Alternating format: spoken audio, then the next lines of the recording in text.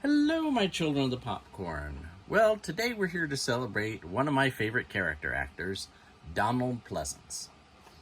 And Donald got his start in The Flesh and the Fiends. As far as I'm concerned, he got his start in The Flesh and the Fiends, starring Peter Cushing. But he has a very juicy role as one of the two people who supply Peter Cushing's doctor with cadavers. And then he has a role in Circus of Horrors with Anton Diffring. And then he appears in The Great Escape. And I can't let The Great Escape go without talking a little bit about his role. He has a smaller role as one of the POWs who escapes but meets a poor end. But he's also in The Great Escape 2, where he plays a completely different character. And on top of that, he was an actual prisoner of war in World War II. He was in the RAF, and his plane was shot down. And so he had real, actual experience when he went into The Great Escape. And then he appeared in a great episode of The Outer Limits, called The Men with the Power, which is one of my favorite episodes. It's not, of course, my favorite is the Zanti Misfits, like it's most people's. And he got to play a villain in the sci-fi thriller Fantastic Voyage. And another villain, this time kind of a crazy one, in Will Penny, a Western with Charlton Heston. And then came the signature role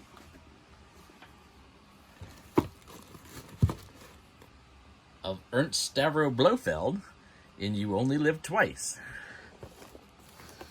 And of course I went and bought the pop just to have a Donald Pleasence pop. That because the Dr. Loomis figure is too expensive. And I'm a cheap person. So anyway, I have the Blofeld figure from Funko Pop with the signature scar and the signature cat.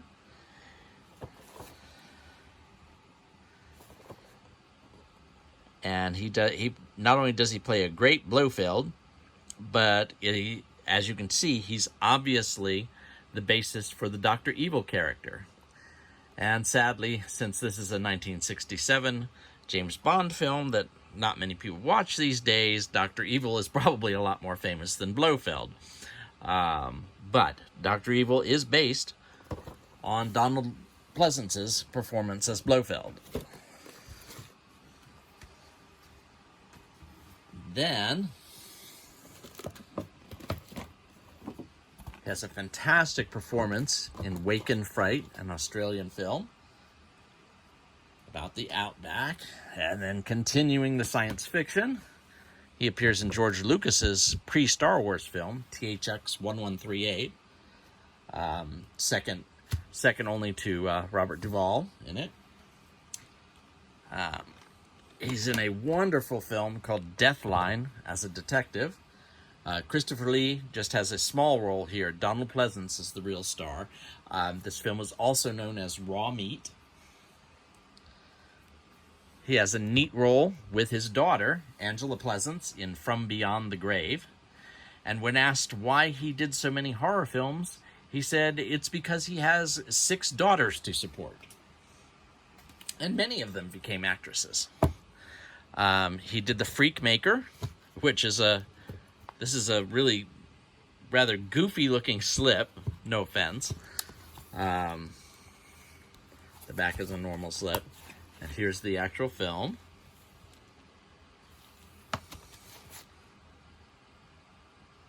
And yes, Donald Pleasence does indeed steal the show. Freakmaker isn't very good, but you see this hatted character here? That's played by Tom Baker. Yes, Doctor Who. And so Donald Pleasence got to know Tom Baker. Pretty much got to know everybody in the industry through various films. For instance, here, he stars with Joan Collins and Caroline Munro in The Devil Within Her. And The Devil Within Her is, of course, a Rosemary's Baby ripoff. And it was actually initially called Sharon's Baby. The Devil Within Her is a re-release title, and also this subtitle was also a third title, I Don't Want to Be Born. And presumably The Devil Within Her was to cash in on the fact that after Rosemary's Baby, this was made, and then in re-release, it was after The Exorcist became popular, so that way they wanted to appeal to both Rosemary's Baby people and The Exorcist people. He has a decent role in Journey into Fear with Vincent Price, and Sam Waterston is the real star. Everybody else is a guest star. Ian McShane is in this, and I've been noticing more and more. Ian McShane has had some fantastic performances over the past 10 years and has gotten a lot of recognition. But he's been in movies for decades and decades, and as various supporting players, and didn't really get the recognition until Deadwood, I believe. Another World War II one. Donald Pleasence plays Heinrich Himmler in this one. And The Eagle Has Landed, about a plot to kidnap Winston Churchill. Then he appears with Peter Cushing in The Uncanny, a series of stories about evil, villainous cats. And then we're going to have to clear some room for this. And then, of course, he appears in 1978 in John Carpenter's Halloween. And that's the 30th anniversary set with the William Shatner mask. And then the 35th anniversary set, which is has a booklet. It's a digibook edition. And the extended edition TV set. Never pass up an opportunity to show all this stuff off. Halloween in 4K. And of course, can't pass up the Halloween set. 15 disc from Scream Factory and Anchor Bay. And of course, this includes the extended cut of John Carpenter's Halloween. Excellent box set.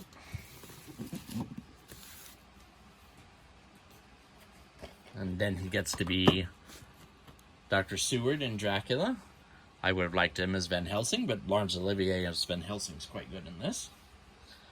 John Carpenter used him again in Escape from New York as the president.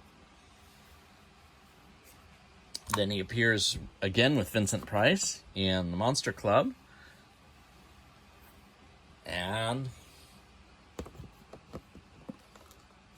reprises his role as Dr. Loomis in Halloween 2.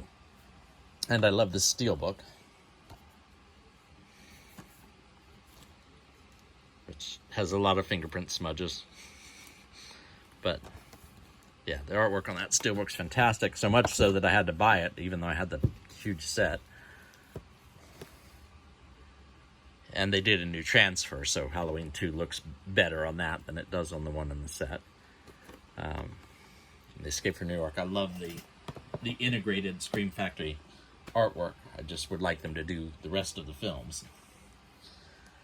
And Halloween 2, which I would get rid of this if it weren't for the fact that just as a special feature on the regular disc, you have the entire film of Terror in the Isles, which Scream Factory has re-released Terror in the Isles by itself.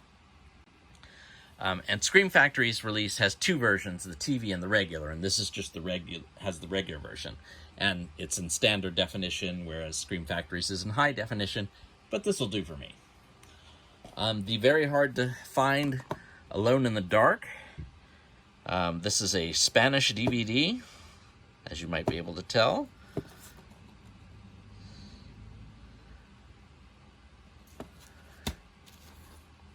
And you'll note that when you put it the right way, the writing on the spine is upside down, which is funny. Starring Jack Palance, Donald Pleasence, and Martin Landau. That one desperately needs a Blu-ray release. The Devonsville Terror was next for him. And it's from director Uli Lommel for The Boogeyman. And it was okay. Donald Pleasence isn't in it enough. He only has kind of a guest starring role. And you can't find it in the United States, so I had to get it from 88 Films in the UK. But yeah, don't get it unless you're a completist, because it's just okay. It's not great. Phenomena.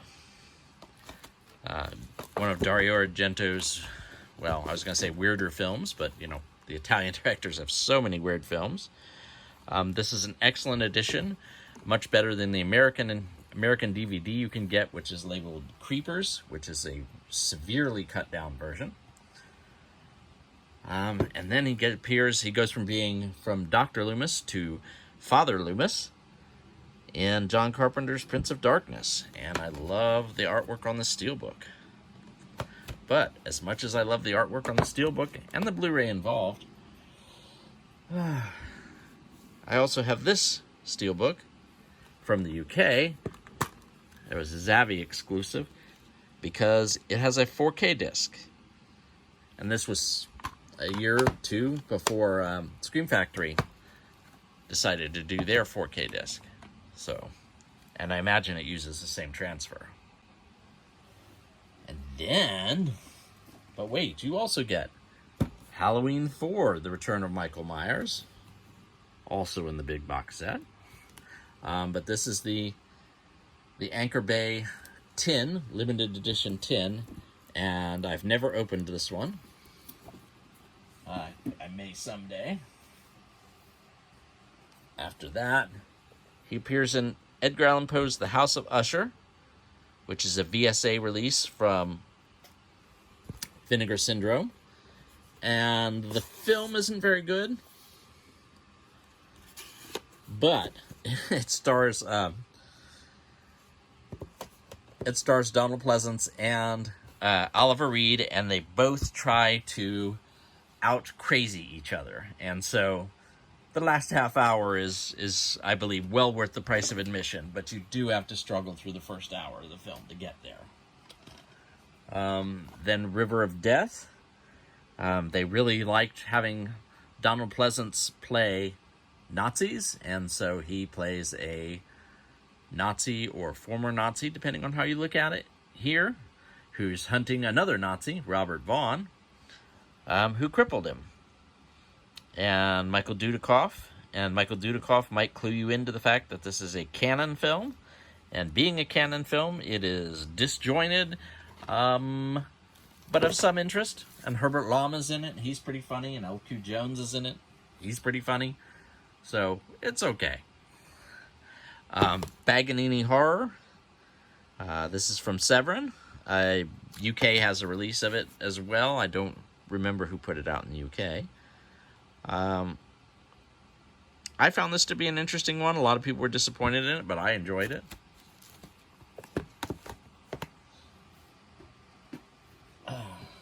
Then he comes back to the United States to do Halloween 5, The Revenge of Michael Myers.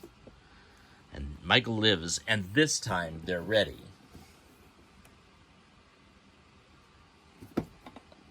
And this is the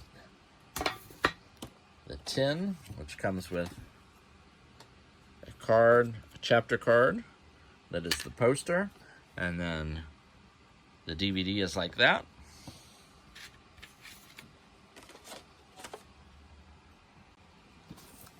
And then The Revenge of Michael Myers, just the normal Anchor Bay DVD. I just can't resist picking them up. Then he appears in the Completely Crazy, and that's him on the cover. That's supposed to be that Crazy Eyes. That's Donald Pleasence. Sergio Martino's American Rickshaw, and this is a super nice slip box.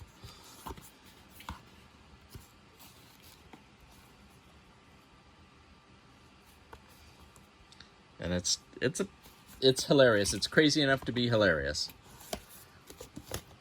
And then sadly, he appears in Halloween, The Curse of Michael Myers, but dies during filming. But that doesn't stop him from appearing in Fatal Frames after Halloween 6 is released.